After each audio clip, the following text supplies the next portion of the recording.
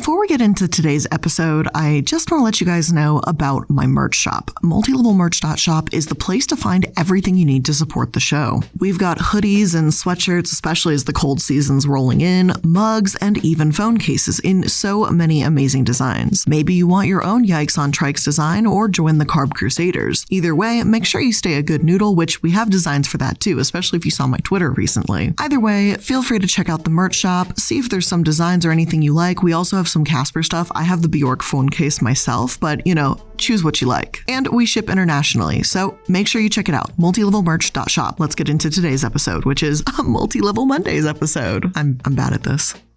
Hello and welcome to Multi-Level Mondays, a weekly series all about pyramid schemes, Ponzi schemes, multi-level marketing, and other forms of business fraud. I'm the iilluminaughtii, and today we're going to be talking about a scam that made headlines back in the early 2010s, and one that boils my blood to this very day. It's the Dr. Christine Daniels cancer scam, where one doctor sold a bogus cancer cure to dozens of victims across the US. And, as you can expect, some of them died much sooner than they should have.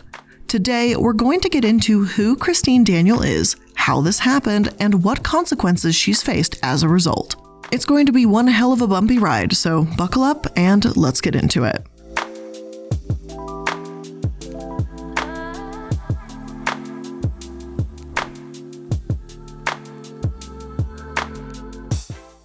According to my sources, a native of Nigeria, Christine Daniel was adopted by missionaries and received a degree in medicine from Temple University in Philadelphia, according to the Los Angeles Daily Times.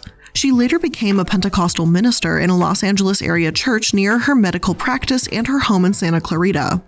She was a licensed physician and surgeon until 2012 and ran a successful family medical practice for more than 20 years before running afoul of the law. Her medical practice was very faith-based and seemed to reject, actual medicine. One source stated that one of the reasons she stopped working as a surgeon was because she injured her back in a serious car accident. Afterwards, she was no longer able to perform physically demanding procedures. She reconnected with her faith, as I'm sure many do after such a life-changing event, and opened a new practice, the Sunrise Wellness Center. Now, we'll get further into her herbal remedy and bogus cures in just a moment. In the meantime, I wanted to dig a little bit more into Sunrise. One of my sources mentioned that she operated the Sunrise Medical Center as well as the Sunrise Medical Options of America in Mission Hills, California. This was her faith-based private practice, so to speak. And also, please keep in mind that it's Sunrise, not Sunrise, as there are places called Sunrise Wellness Center, so I don't want anyone getting the two of them mixed up. And for those of you listening along, it's not spelled like a sunrise, S-U-N-R-I-S-E, it's spelled S-O-N-R-I-S-E. Now, what I was able to find is that Sunrise was being advertised to people via Trinity Broadcasting Network, a religious channel. As early as 2001, Dr. Christine Daniel devised this scheme, and victims later testified that they began seeing her advertisements around that time. Not only were they on Trinity Broadcasting Network, but in newspapers as well. One source reads, "On or about December 10th, 2001, defendant Daniel caused one of her employees to place an advertisement for her Medical Treatment Options of America business in a Los Angeles area newspaper under the Medical and Dental Professionals section of the paper. The advertisement stated in part, 'Do you or someone you know have cancer, Parkinson's disease, Alzheimer's disease, MS, stroke, heart disease? Have you come to the end of your treatment road? Why should you die before your time?' The advertisement listed a phone number and address for defendant Daniel's Sunrise Medical facilities. Although I'm mostly going to focus on Daniel and her actions today, I think what the Trinity Network and newspaper did were grossly irresponsible as well. If any advertisement is claiming to cure cancer, even if it's in some sort of vague or fluffy wording, it should be scrutinized. Consumers should be skeptical, absolutely, but advertisers should at least take 2 minutes to question, hey, are we pushing a scam onto our vulnerable readers? And obviously, they didn't think that. So, according to one source, she appeared on Trinity Broadcasting Network for an interview as well. "We have seen the dead raised," she proclaimed on air on December 5th, 2002, according to the indictment, calling her practice an evangelical clinic that combined prayer and herbs. She called her methodology King Hezekiah Alternative Medicine, alluding to a Bible story of an ancient monarch. And look, if you believe in King Hezekiah, the story of Lazarus, the Bible, that is your call. You are entitled to your own religious beliefs. But even if you do believe in these biblical stories, I feel it's a stretch to believe Daniel just so happens to be the only doctor in the world that's talking to God or has this biblical cure.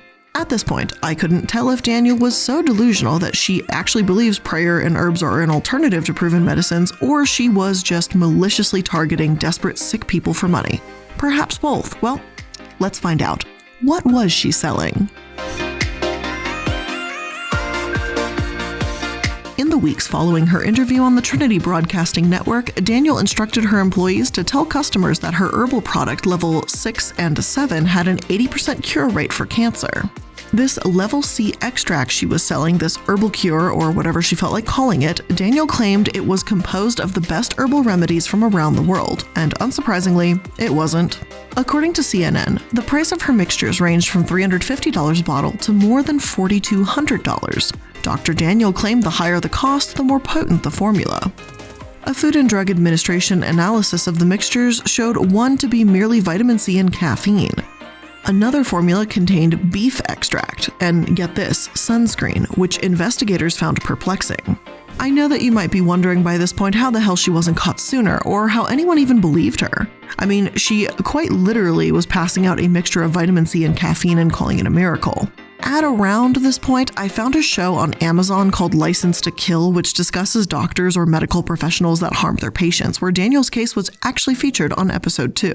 The reason why I was particularly interested in this episode is because it seemed to feature some personal stories and accounts of those who directly interacted with her. One couple, David and Lori Morris, fell victim to Daniel. In 2001, David was diagnosed with stage 4 metastasized lung cancer, and they were naturally terrified. David was only 41, and doctors told him that even with chemo, he may have 6 months to live. They needed a miracle, Lori explains. So when one of her friends told Lori, a Christian, about a faith-based clinic in California, they began to consider it. Lori called the clinic with a list of questions such as how many people had been healed, how many people died, and what kind of medication is being given. I can appreciate that Lori was skeptical because the second I hear something advertised as a miracle cure, I am instantly on the defense. However, Lori says that the person on the phone told her they were using normal chemo, but in chemo people feel sick and lose weight, and none of the patients at the clinic were experiencing that because of the herbs. In reality, no one was experiencing chemo symptoms because, well, no chemo was happening there. What's described next in the documentary I've got some mixed feelings about.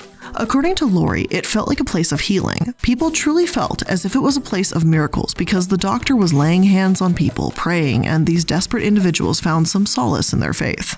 The thing is, it almost sounds like Daniel had created a church, a sense of community for these truly sick people that didn't have much time left to live. If that were the end of the story and this was only a church, I don't think I'd really have a problem with it.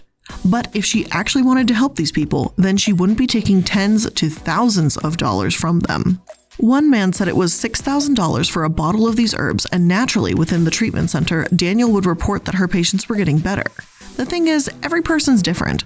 Maybe some of them genuinely felt a little better. Maybe some didn't. Maybe for some, these herbs acted as a placebo even as the cancer continued to grow. I can't say for sure because it's not as if any actual medicine was going on here. However, that's not what Daniel led people to believe either. Lori states that just over 10 minutes into the episode that Dr. Christine Daniel showed her x-rays of her husband, David. According to Lori, she was showing me how everything had shrunk and those big tumors, see, they're gone. And she said, see, he's in a good place. So I made the decision that I was going to go home and see my kids for 2 weeks. But when I got home, I checked in and David's brother said he's not doing well. He has pneumonia. And I was like, what? Court documents also prove just how much she was charging for what we know to be essentially nothing more than vitamin C. Her indictment reads, on or about September 9, 2003, defendant Daniel offered to sell JC, who had been diagnosed with colon cancer, 5 bottles of level 4 C extract, herbs for $12,225 a month. On or about January 30th, 2004, JC's health insurance paid defendant Daniel $10,050 for the purchase of 5 bottles of C3 C extract and 1 package of CS powder by JC. On or about December 15th, 2003, defendant Daniel updated the price list for one herbal product, increasing the prices ranging from $750 for a single bottle of C1 to $4,270 for a single bottle of C6. By deceiving victims into paying money based on the above misrepresentations, defendant Daniel and employees working at her direction induced approximately 55 vitamins to send in excess of $1.1 million to the Sunrise medical facilities. Scamming people out of thousands would be bad enough. However, the scam went beyond just money. Danielle robbed these people of final moments with their families. According to Lori, when she returned to California to see her husband, he was deteriorating and quickly. They went to the emergency room, and after several tests, they told the couple he needed to be admitted because he had no blood platelets. White blood counts are checked regularly during traditional cancer treatments. This is further proof that not only was Daniel's treatments not only irregular, but not in their best interests. Danielle said it was just part of the body processes and it was imperative he stayed with his treatments. Lori started to get the sense something was off around this time. Another woman, Jean McKinney, was undergoing this treatment as well. Her son says that his mother was getting skinny, but her stomach was getting bigger. They spent $8,000 a week, but Jean continued to get worse. Danielle told the family that she was going to add chemotherapy and radiation along with her C6 pills. The McKinney family was suspicious of this because, quote, if you're a holistic doctor, why would you promote chemotherapy? And also, Dr. Danielle told us she would prefer us not to tell the doctors she was receiving this C6. She said it was because the radiation and the chemotherapy, that was big business, and anything that could actually help people recover, they would discourage it, end quote. First of all, I hardly think Danielle is one to talk, calling chemo big business when she's charging $8,000 a week for vitamin C supplements. Sources say that chemo drugs can cost anywhere from $1,000 to $12,000 a month, and while I understand this doesn't include all the other costs associated with cancer treatments, she isn't exactly inexpensive. Secondly, if a holistic doctor says don't tell a professional about this, that should raise a ton of red flags. Her excuse of they won't understand or they'll suppress it mentality doesn't add up either, considering that she was promoting her practice in newspapers and on television. I'm confident she didn't want their doctors to know simply because these actual medical professionals would probably discourage their patients from putting any stock in her treatments.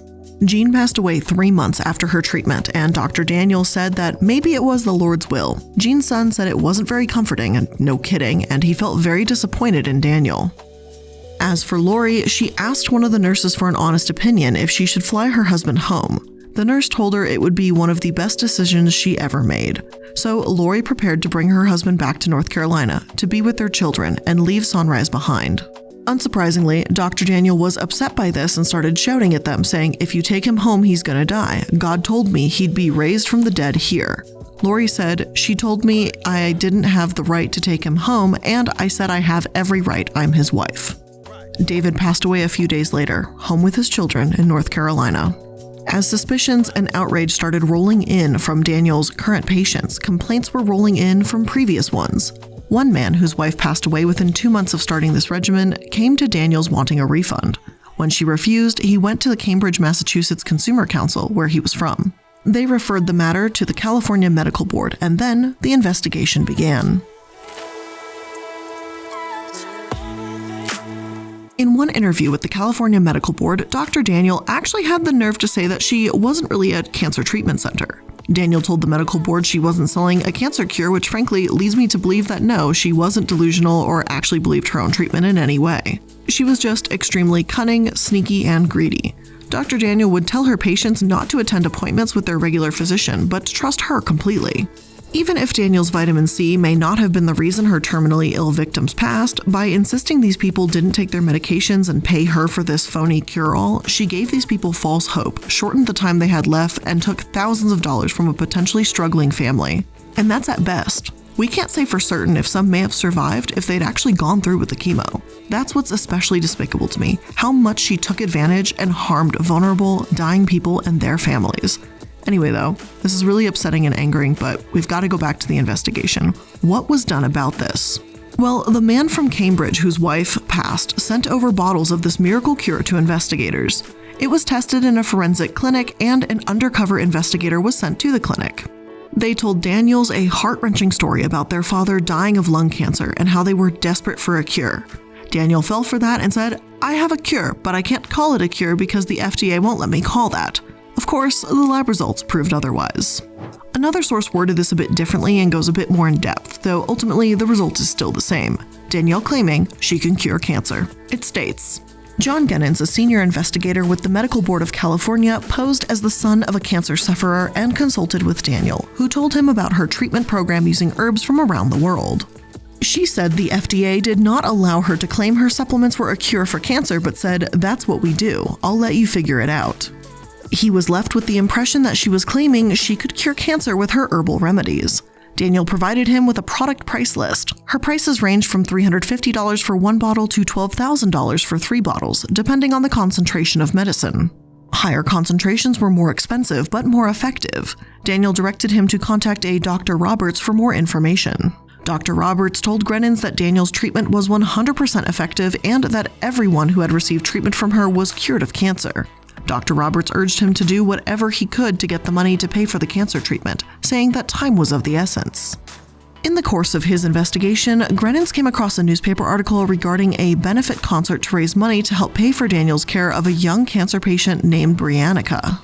Daniel was quoted as saying Briannica took a liquid supplement of 33 different herbs to help her body heal. The plant extracts are considered experimental. The prognosis is pretty good, excellent for recovery. Briannica was deceased at the time of the trial. The trial they're referring to here is not the major criminal trial that we'll get into in just a moment, and it's not the trial that stopped Daniel completely. Instead, a smaller separate trial took place in May 2008 for damages. In this case, Salvador Rodriguez was awarded damages after his wife Emily passed away when they spent $32,000 trying to save her with these cures. All of this became more ammunition for the medical board later on. The fact that her patients were being awarded damages, patients Daniel said she was treating had passed away, none of it was adding up. Eventually, more and more families were contacting authorities. Daniel was under investigation, and it seems she knew she'd gone too far, too fast. She changed the name of her facility from Sunrise Medical Clinic to Sunrise Weight Loss Center, as if that would possibly change the claim she made. A former receptionist that spoke out against Daniel said that at the time they were no longer to refer to the cure as a treatment, but a supplement. The supplement industry is incredibly underregulated, and dietary supplements in general are not FDA approved. That's obviously an entirely separate episode, and the supplement industry is a mess. But again, this didn't change the crime she'd already committed, and it seems Daniel was trying to avoid getting into any further trouble. During the investigation, as shown in police photos, it became obvious that Daniel had no laboratory where she was manufacturing the cure. She wasn't keeping records on her patients, and the most she did have was a sitting room with a trashy refrigerator and a ton of nature-made vitamin bottles. That's it. The dietary supplements weren't even well taken care of. They were simply left out in her backyard, exposed to the elements and covered in dust. To make things even worse, Daniel wasn't claiming this money as some sort of income. In the memo line where her patients would write "C extract," Daniel crossed that out and wrote "donation," committing fraud on top of all of this. According to the State Attorney's Office of the Central District of California, in an attempt to operate the business under the guise of a nonprofit organization, Daniel instructed patients to classify their medical service as donations. According to documents filed with the court, for the tax years 2002 through 2004, Daniel failed to report nearly $1.3 million on her corporate income tax returns, which resulted in a tax loss to the government of approximately $438,809. Similarly, Daniel failed to report approximately $315,109 on her personal income tax returns for the same time period, resulting in an additional tax loss to the government of $73,895. Christine Daniel used her position of trust as a medical doctor and Pentecostal minister to defraud vulnerable cancer patients in a $1.2 million scheme, said Jose A. Gonzalez, special agent in charge of IRS Criminal Investigations Los Angeles Field Office. Defendant Daniel's convictions for failing to pay federal income taxes on the proceeds of her fraudulent cancer fraud scheme confirm her greed and criminal nature of her character. This money was nothing more than a personal piggy bank to Daniel. She used it for her cars, her son's college, and she reported zero sources of income. Daniel had an influence on people. She could have easily used that for good, but instead, she's one of the worst scammers I think I've discussed.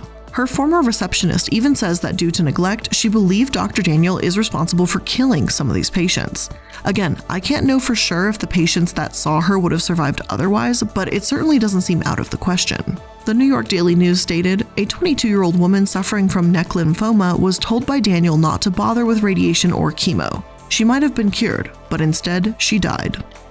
And this isn't some dramatized statement either. The 5-year survival rate for this type of lymphoma is above 70%, and if this woman was only 22, it's not outrageous to think that she might have had a fighting chance. Another source even states that this is a highly curable form of neck lymphoma as well. Whether or not Daniel killed her, she robbed her of that last chance. Daniel knowingly stopped people from a potential recovery by giving them fucking caffeine and sunscreen instead. And to me, I don't know if I can say she's much better than someone who kills someone intentionally. Is leaving someone to die by negligence really that much better?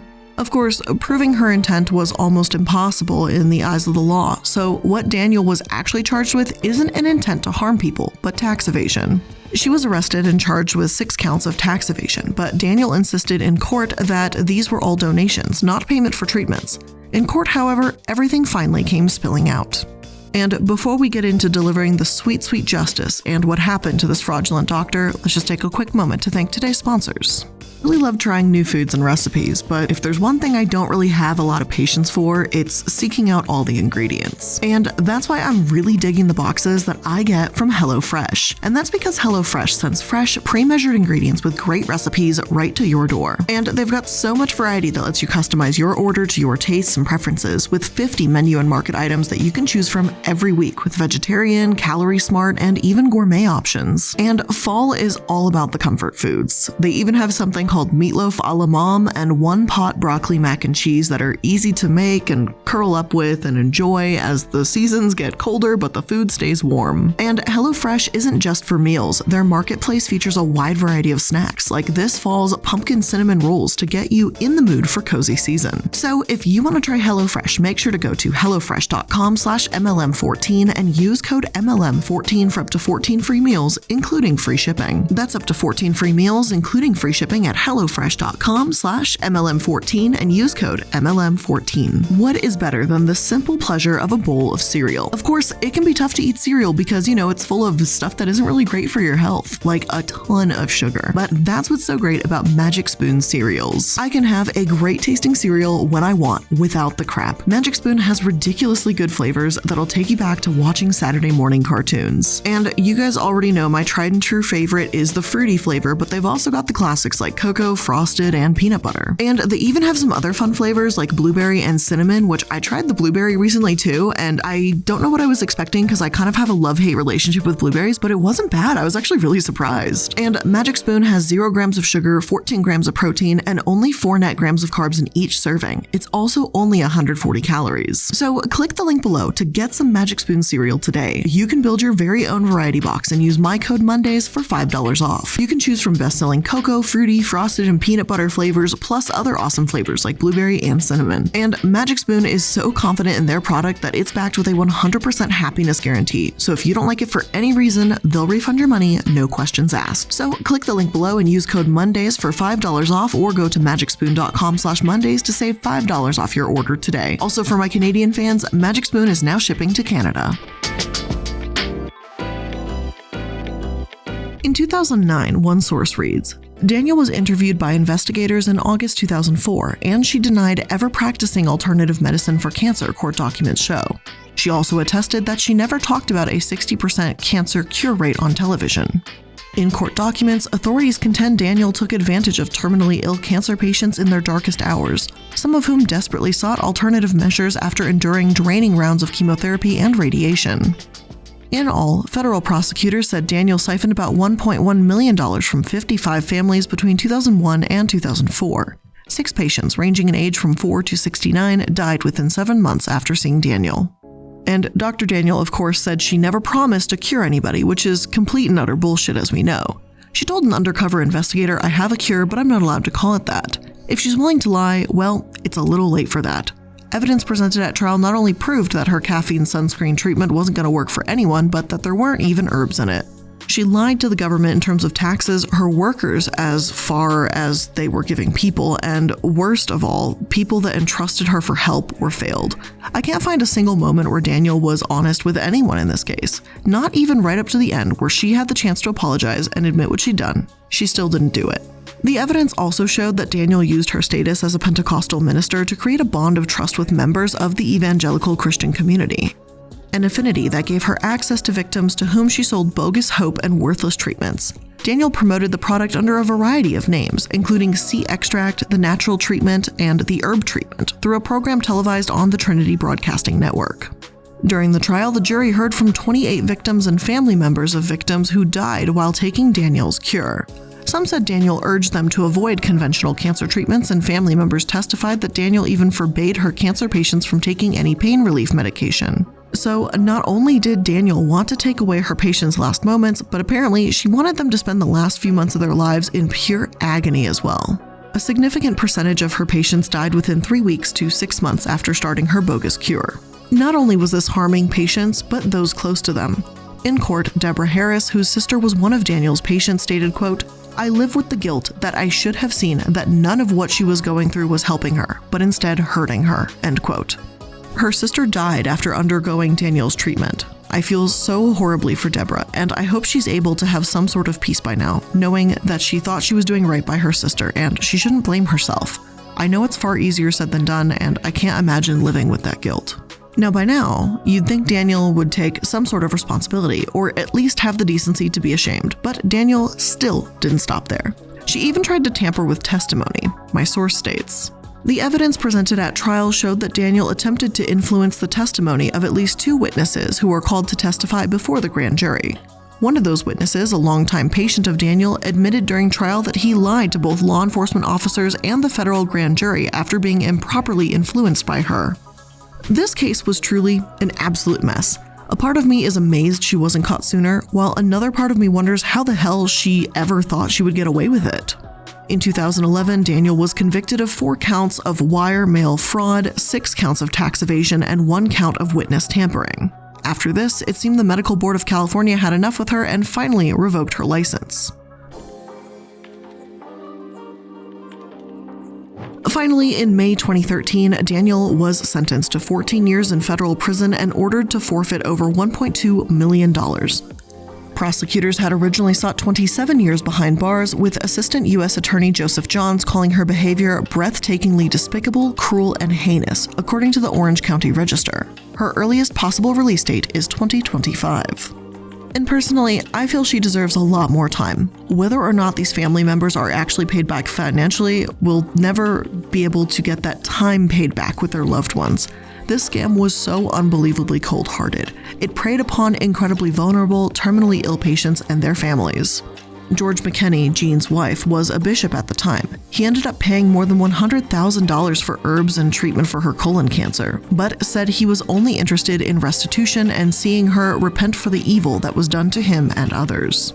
The thing is, while I commend McKinney and others within this church community for seemingly not being hateful, I still believe she needs to be in prison much longer than what she is. Now, because these acts did take place within a religious community, I did, throughout my sources, see many mentions of people saying that they forgive her and how these Christians have chosen to try and move on. George stated that the love of money continues to be the root of so many evils, and that, quote, "I'm not angry with her now. She's forgiven and I want her to be made whole." Whether or not she should be forgiven, the problem is that Daniel hadn't seen the error of her ways. She doesn't care, and I believe she'd do this again if she has the chance. Daniel repeatedly demonstrated a merciless and callous indifference to the suffering of her patients and their family members, Assistant U.S. Attorney Joseph Johns wrote in court documents. It is unlikely that our federal criminal justice system will see the like of defendant Christine Daniel again. And I truly hope that's the case. She should be released in about, 4 years now, so I guess we'll just have to wait and see what happens. But with all of that being said, that's where I'm going to end today's episode of Multi-Level Mondays. I hope you learned something new, and if you did, make sure that you're liking, following, and subscribing so you can stay up to date on all the latest episodes. And if you want to connect with me outside of these episodes, make sure to click my Linktree link in the description box. It'll have a nice little organized link of all of my social media and various projects that I'm involved in. So thank you for taking some time out of your day to spend a part of your Monday or whenever you're listening to this. I hope you enjoyed it, or learned something at least, and I'll see you in the next one. Bye.